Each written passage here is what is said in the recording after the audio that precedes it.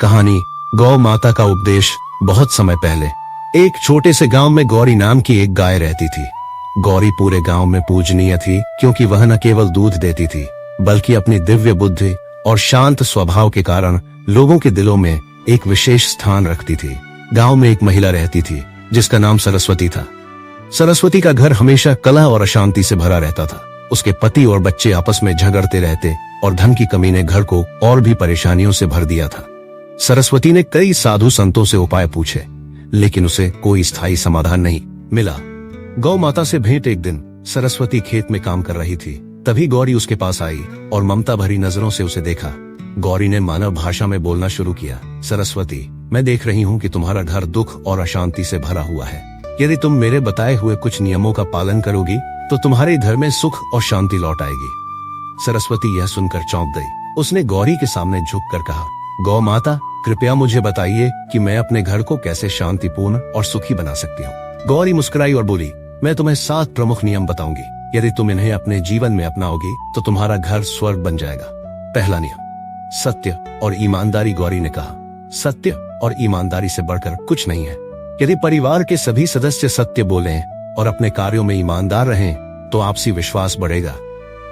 सरस्वती ने पूछा, लेकिन कभी कभी छोटे झूठ बोलना जरूरी हो जाता है, क्या यह गलत है? गौरी ने उत्तर दिया, सत्य हमेशा छोटा या बड़ा नहीं होता। झूठ चाहे कितना भी छोटा क्यों ना हो, वह अंततः संबंधों को कमजोर करता है। सत्य के मार्ग पर चलने से मन में शांति आती है।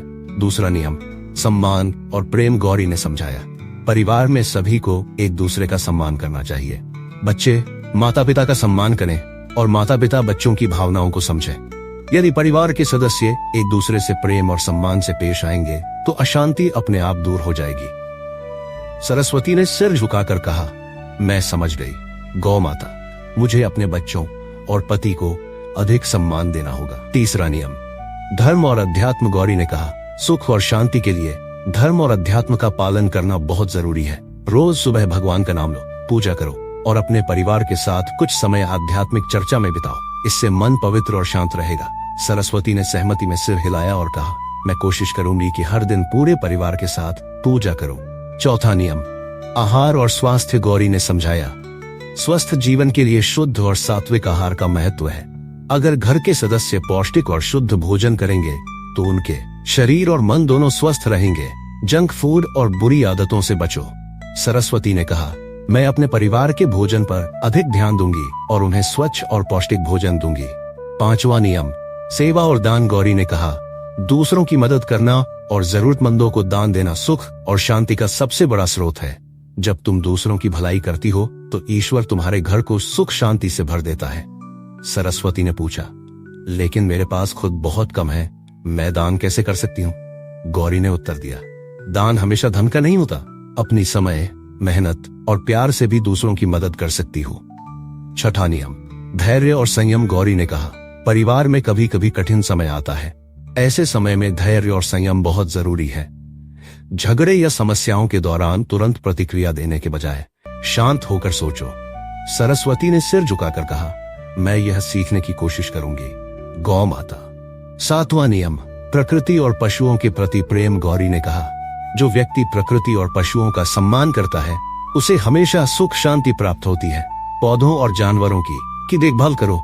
यदि तुम प्रकृति से जुड़ोगी तो तुम्हारा मन शांत रहेगा।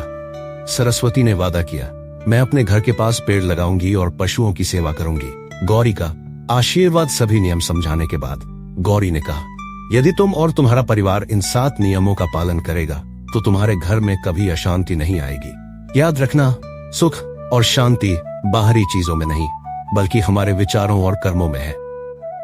सरस्वती ने गौरी को प्रणाम किया और वादा किया कि वह इन नियमों का पालन करेगी। धीरे धीरे उसने अपने परिवार को इन शिक्षाओं का महत्व समझाया। कुछ ही महीनों में उसका घर सुख और शांति से भर गया। निष्कर्ष, ये कहानी हमें सिखाती है कि सत्य, प्रेम, धर्म, सेवा, संयम और प्रकृति के प्रति प्रेम जैसे गुण अपनाने से हमारे जीवन में सुख शांति आ सकती है। जो व्यक्ति इन नियमों का पालन करता है उसका जीवन न केवल अपने लिए बल्कि दूसरों के लिए भी प्रेरणादायक बनता है।